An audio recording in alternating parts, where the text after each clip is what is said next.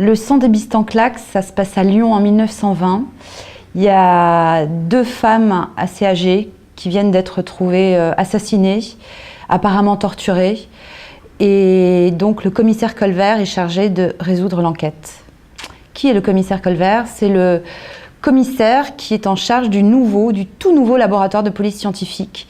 Et le premier au monde, fondé à Lyon par Edmond Locard.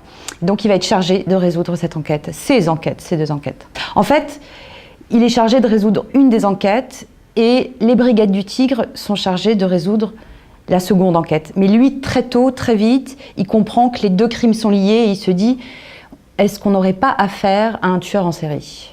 Voilà. Donc c'est tout ça qui est traité, la période de Lyon en 1920, le tout début de la police scientifique et un tueur en série. Qu'est-ce que c'est un tueur en série, le mode opératoire, etc.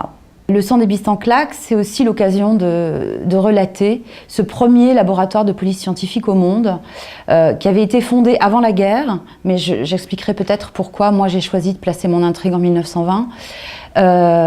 Et donc c'est une méthode qui a révolutionné en fait les enquêtes criminelles, mais au niveau international. Au jour d'aujourd'hui, encore aujourd'hui, c'est cette technique et c'est ce raisonnement qui est appliqué. À savoir, Edmond Locard, il a décrété, il a théorisé, ça s'appelle l'échange de Locard, hein, c'est connu dans le monde entier.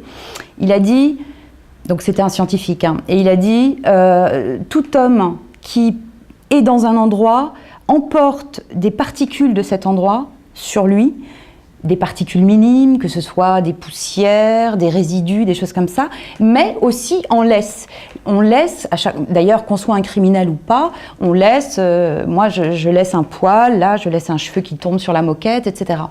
Et donc à partir de là, il a dit, c'est comme ça qu'il a révolutionné les enquêtes criminelles, il a essayé de prouver sur les lieux du crime la présence d'un éventuel, d'un suspect et donc peut-être du coupable. Souvent du coupable, voilà.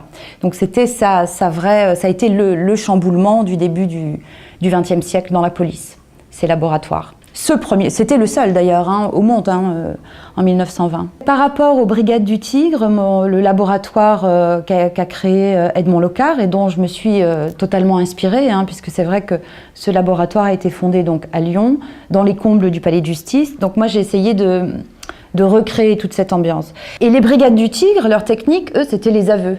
Et Edmond Locard, il a mis un terme à cette facilité, on va dire, même si les aveux servent toujours, même au niveau de la justice, mais lui, il apporte des preuves, et ça, c'est révolutionnaire. Et les brigades du Tigre, c'est la fin pour elle en 1920, voilà.